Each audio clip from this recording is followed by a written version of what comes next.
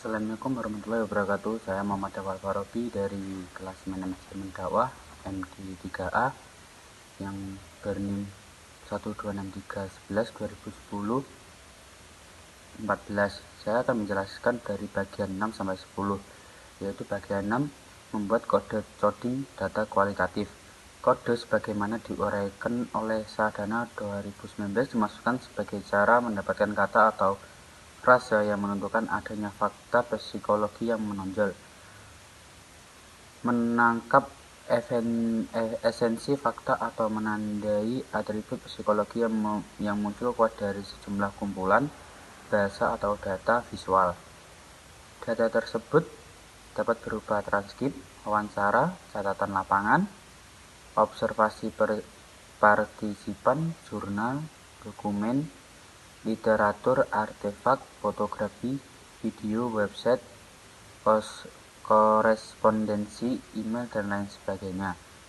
Kode dengan demikian merupakan proses transisi antara koleksi data dan analisis data yang lebih luas atau yang dinamakan Saldana 2009. Beberapa tahapan pencatatan pembuatan kode akan dijelaskan secara singkat dalam uraian sebagai berikut. 1. Catatan awal.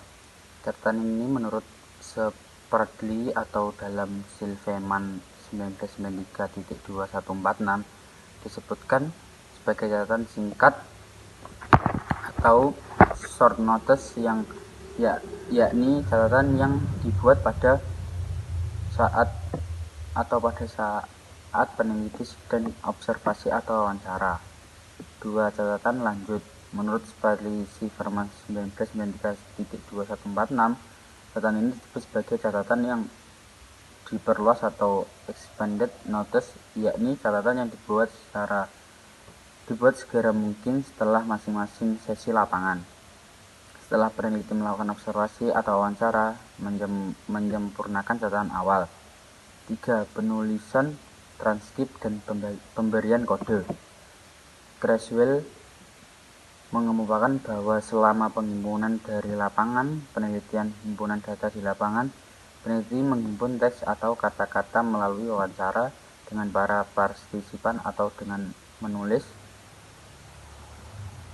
catatan lapangan selama observasi. 7. Pendekatan analisis dan kategoris metode data. Dilihat dari tujuan, maka dua hal yang ingin dicapai dalam analisis dan kualitatif, yaitu 1. Menganalisis proses berlangsungnya suatu fenomena sosial dan memperoleh suatu gambaran yang jelas terhadap proses tersebut. 2. Menganalisis makna yang baik di balik informasi data dan proses suatu fenomena sosial itu. Berdasarkan tujuan analisis itu, maka ada 3 kelompok besar analisis data kualitatif, yaitu 1. Kelompok metode analisis teks dan bahasa. 2. Kelompok analisis tema-tema budaya. Dan 3. Kelompok analisis kinerja pengalaman individu atas perilaku in situ. 8. Ragam metode analisis. Perkembangan metode penelitian kualitatif dalam waktu 20 tahun ini cukup pesat, sehingga sebagai metode dan pendekatan maupun percobaan strategi analisis data sudah dilakukan di banyak penelitian, termasuk juga metode analisis data ikut berkembang. Sebagaimana dijelaskan pada bagian sebelumnya bahwa dalam tradisi penelitian kualitatif, beberapa metode pengumpulan data juga adalah metode analisis data, sehingga penjelasan terhadap metode itu sekaligus membicarakan kedua fungsi metode tersebut, sehingga metode pengumpulan data dan metode analisis data. 1. Metode analisis teks dan bahasa. A. Analisis isi atau konteks analisis. Analisis isi adalah penelitian untuk membuat invensi yang dapat ditiru atau sahih data dengan memperhatikan konteksnya. Analisis ini berhubungan dengan komunikasi atau isi komunikasi. B. Analisis bingkai atau framing analisis. Teknik analisis bingkai adalah suatu teknik data dengan melihat dan menemukan frame atau media pack. C. Analisis semiotik atau semiotik analisis. Sebagaimana juga analisis konstruksi sosial media massa yang menganalisis data realitas sosial media massa, analisis semiotika juga menganalisis tidak sekedar realitas media massa, akan tetapi konteks realitas pada umumnya. 2. Kelompok metode analisis dan tema-tema budaya.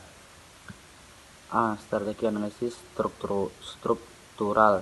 Analisis struktural tak dapat dipisahkan dengan Levi-Strauss. Namun demikian, pandangannya tentang analisis ini tidak dapat juga dipisahkan dengan Ferdinand de Saussure.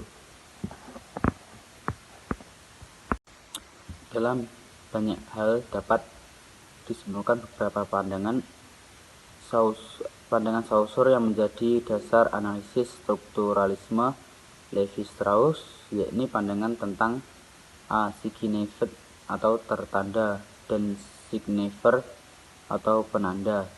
B. Form atau bentuk, dan konteks atau isi. C. Language atau bahasa, dan parole atau ujaran atau tuturan. D. Sensoric atau synchronous, dan diakronik atau diakronis, sintagmatik, dan asosiatif atau paradigmatik. B. Teknik analisis domain atau domain analisis.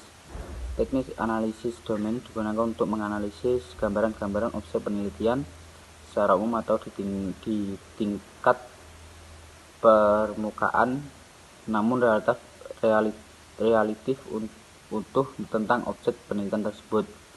C. Teknik analisis taksonomik atau taksonomik analisis. Teknik analisis taksonomik terfokus pada domain-domain tertentu, kemudian memilih domain tersebut menjadi sub-sub domain serta bagian-bagian yang lebih khusus. D. Teknik analisis komponensial atau komponensial analisis. Teknik analisis komponensial adalah teknik analisis yang cukup menarik dan paling mudah dilakukan karena menggunakan pendekatan kontras antara elemen. E. Teknik analisis tema kultural atau discovering cultural themes analysis. Teknik analisis tema mencoba mengumpulkan sekian banyak tema-tema, fokus budaya, etos budaya, dan simbol-simbol budaya yang terkonsentrasi pada domain-domain tertentu. F. Teknik analisis komparatif konstan atau konstan komparatif analisis. Teknik analisis komparatif adalah teknik yang digunakan untuk membandingkan kejadian-kejadian yang terjadi saat peneliti menganalisis kejadian tersebut dan dilakukan secara terus-menerus sepanjang penelitian itu dilakukan. G. Teknik analisis grounded. Penelitian teori grounded diintroduksi oleh Gesser dan Strauss melalui karya monumental mereka terhadap discovery grounded theory pada 1967. Sesuai judul karya tersebut, Gesser dan Strauss berupaya mengenalkan suatu corak peneliti untuk menemukan teori berdasarkan data. E. Etnografi. Roger M. Casing pada 1989 sampai 250 mendefinisikannya sebagai pembuatan dokumentasi dan analisis budaya tertentu dengan mengadakan penelitian di lapangan. Artinya, mendeskripsikan suatu kebudayaan. Seorang etnografer atau penelitian etnografi juga menganalisis. 3. Kelompok metode analisis kinerja dengan pengalaman individual serta perilaku institusi. A. Focus group discussion atau FGD adalah sebuah teknik pengumpulan data yang umumnya dilakukan pada penelitian kualitatif dengan tujuan menemukan makna sebuah tema menurut pemahaman sebuah kelompok. B. Studi kasus adalah salah satu strategi dan metode analisis data kualitatif yang menekankan pada kasus-kasus khususnya yang terjadi pada objek analisis. C. Teknik biografi. Teknik analisis biografi adalah metode menganalisis sejarah hidup seseorang. Objek kajiannya adalah orang tersebut dan seluruh pengalaman hidupnya mulai dari kelahirannya menjadi dewasa sampai dengan masa tuanya, bahkan sampai orang tersebut meninggal dunia. 9. Keterbatasan metode analisis. Keterbatasan itu karena sifat mendua dari fenomena kualitatif itu sendiri. Di satu pihak, fenomena kualitatif bersifat mandiri dan kausitik, terpisah dan masalah-masalah lainnya. Namun di sini lain, sebuah fenomena sosial selalu diikuti oleh fenomena lainnya. Dengan demikian, setiap analisis kualitatif selain dapat dikembangkan mode analisis tersendiri, namun juga sering suatu analisis data kualitatif dibantu oleh model dan teknik analisis data kualitatif lainnya. Kesulitan ini seringkali menyulitkan peneliti melepaskan diri dari satu model analisis. Sebaliknya, hasil analisis kualitatif dengan beberapa teknik analisis justru memiliki hal yang sama serta tidak dimiliki karakternya yang berbeda. 10. Alternatif menggunakan metode gabungan. Melihat keterbatasan metode analisis data kualitatif di atas, maka usulan menggunakan metode gabungan dalam analisis data kualitatif adalah usulan yang menarik. Namun, usulan ini bukan sebagai triangulasi, namun sebagai upaya mensinergikan metode pada saat pengumpulan data. Karena penelitian kualitatif umumnya menganalisis datanya sekaligus pada saat pengumpulan data, maka kemungkinan menggabungkan metode analisis data amat sangat memungkinkan. Umpamanya ketika menganalisis data dengan analisis domain juga dapat menggunakan taksonomi, ketika menggunakan analisis isi juga dapat menggunakan focus group discussion atau FGD dan sebagainya. Sekian dari saya, perwakilan kelompok 7. Wassalamualaikum warahmatullahi wabarakatuh.